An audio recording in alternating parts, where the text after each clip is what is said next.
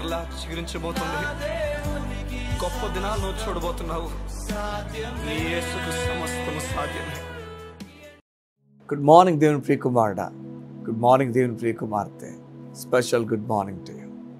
చాలా సంతోషంగా ఉంది మరలా మీకు దేవుని మాట అందించటం.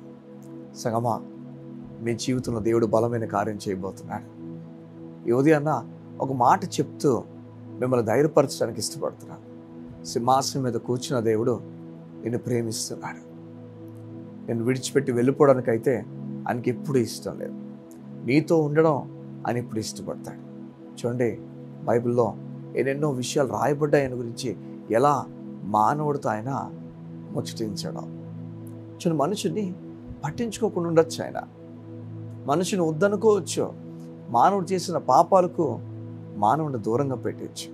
సగమా నేను చాలా ఇష్టపడుతున్నాను దేవుడు, నువ్వంటే చాలా ప్రేమ కలిగి ఉన్నాను.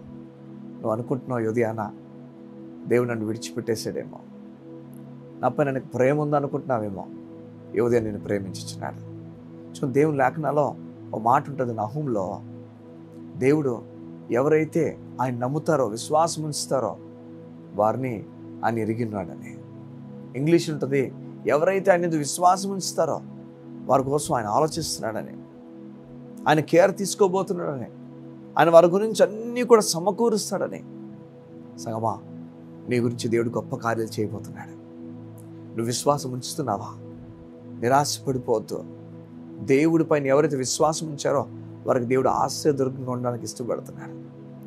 నీవు దేవుని పైన విశ్వాసం ఉంచితే ఆ విశ్వాసము నీకు బలంగా మారబోతుంది. ఆ విశ్వాసము అపవాది కలుగు చేస్తాడా? విశ్వాసము యేసు క్రీస్తు గురించిన జ్ఞానము నీకు విశ్వాసాన్ని కలుగు చేస్తుంది. ఈ ఉదయం దేవుడు నీతో మాట్లాడి చెప్తున్నాడు, ఇదిగో నీవు పాపం వల్ల దేవుడికి దూరం అయిపోయావు. నీవు దేవుడు కలిసే అవకాశం లేని సమయంలో ఉన్నావు నువ్వు. అలాంటి సమయంలో పరలోకం నుంచి దేవుడికి బహుమతిని పంపించాడు. తన బిడ్డని గురించి పంపించాడు, తన కుమారుని గురించి పంపించాడు. సిలువ మరణం గుండా ఆయన వెళ్ళాడు. సంగమా ఈ మాట దేవుడు చెప్తున్నాడు, నీవు చనిపోవాలి. నీ స్థానంలో నా కొడుకు చనిపోయాడు, నిన్ను నా దగ్గరికి తీసుకోవడానికి చనిపోయాడు. ఇక నీవు నేను దూరం అయ్యే అవకాశం దేవుడు చెప్తున్నాడు.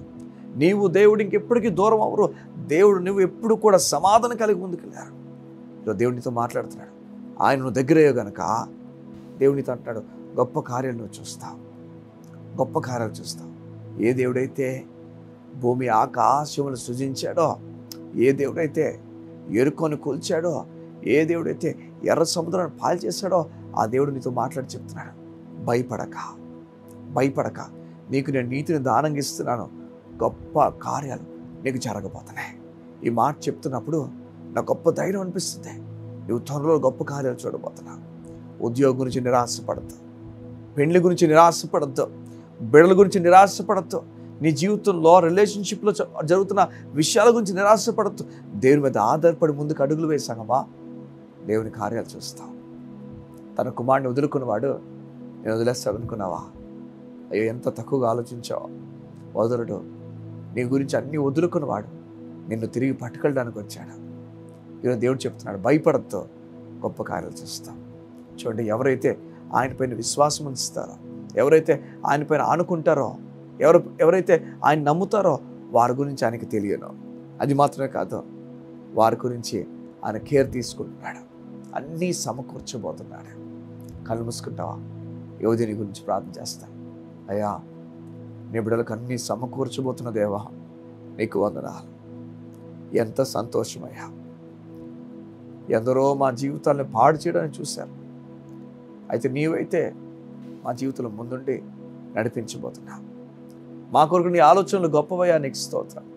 మా కొరకు నీ తలంపులు గొప్పవి. ఎవరు ఏమనుకున్నా మమ్మల్ని నడిపించగల దేవుడు, నీకు వందనాలు.